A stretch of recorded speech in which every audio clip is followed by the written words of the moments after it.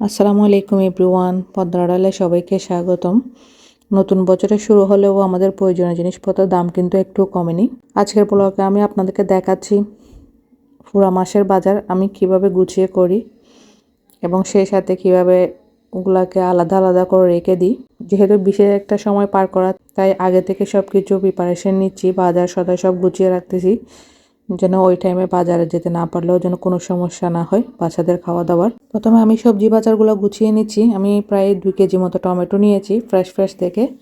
Tomato, কাঁচামরিচ, ধনিয়া পাতা এগুলো দেখলে না ইচ্ছে করে সবসময় ভর্তা বানিয়ে খেতে থাকি।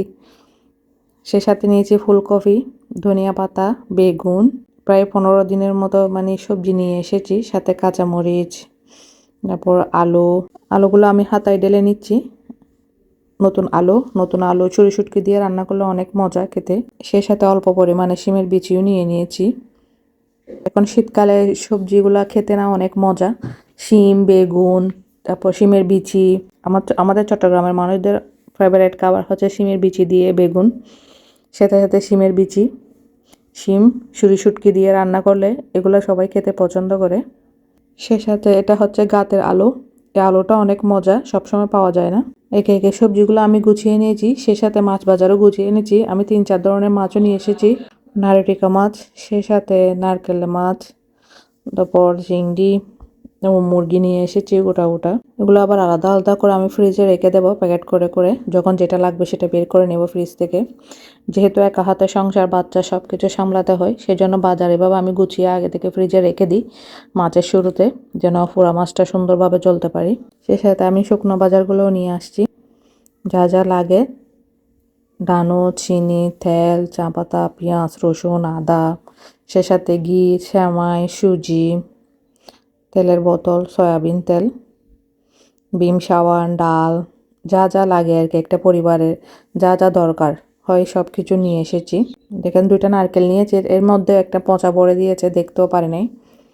সব কিছু এবার কন্টেনারের মধ্যে গুছিয়ে রেখে দিচ্ছি, শুকনা জিনিসগুলো আলাদা আলাদা করে। সব কিছুর এখনও একটু বেশি দামে কিনতে হয়। নতুন বছরে প্রায় 15% ভ্যাট বেড়েছে। বাজার গুছিয়ে আমি সেই সাথে দুপুরের রান্নাটাও করে নিচ্ছি। পেঁয়াজ রসুন আগে থেকে কেটে রেডি করে নিয়েছি, যেহেতু বাজার নিয়ে আসবো সেজন্য আগে থেকে ওগুলো কেটে কমপ্লিট রেডি করে নিয়েছি। সে সাথে শিম বিচিগুলোও ছুলে নিয়েছি, বেগুন দিয়ে রান্না করব, আলাদা করে মাছ রান্না করব। যেদিন বাজার নিয়ে আসা হয় না সেদিন একটু বেশি কষ্ট হয়ে যায়, যেহেতু একা হাতে সব করতে হয়, বাজার করা, আবার এগুলো গুছিয়ে বাজার থেকে বাসায় নিয়ে আসা, এনে আবার বাজার সবগুলা একে একে বের করে কন্টেনারে গুছিয়ে রাখা, সে সাথে রান্না বান্না। কেন কি বাচ্চাদেরকে টাইমলি খাবারও দিতে হয়, নিজেকেও খেতে হয়। যে আসলে সব কাজ একা হাতে করে পরিবার চালায়, সে কত বড় যে দায়িত্ব পালন করে সে নিজেও বুঝবে, আরেকজন কখনোই বুঝবে না। এটা অনেক বড় দায়িত্ব, পরিবারের সবার সব কিছু মেনটেন করা। সে সাথে আমার শিম বিচিগুলোও রান্না হয়ে যাচ্ছে। আমি শিম বিচিগুলো এভাবে প্রথমে ভালো করে কষাই নিচ্ছি, সাথে বেগুনও দিয়ে দিব। একটু পরে বেগুন দিয়ে দিয়েছি, দিয়ে পানি দিয়ে দিব অল্প পরিমাণে। শিম বিচি আর বেগুন শুটকি দিয়ে রান্না করলে খেতে অনেক মজা হয়, আমার পছন্দের একটা সবজি। সে সাথে মাছও রান্না হয়ে গেছে। উপরে আমি ধনিয়া পাতা দিয়ে দিচ্ছি। দ্রব্যমূল্যের দাম যখন বেড়ে যায় না, আমাদের মধ্যবিত্ততে চলতে অনেক কষ্ট হয়ে যায়, অনেক হিসাব করে চলতে হয়, মাস পার করাতে হয়। যতই হিসাব করে না কেন মাসের প্রায় শেষের দিকে বাজার অনেক আগে শেষ হয়ে যায়।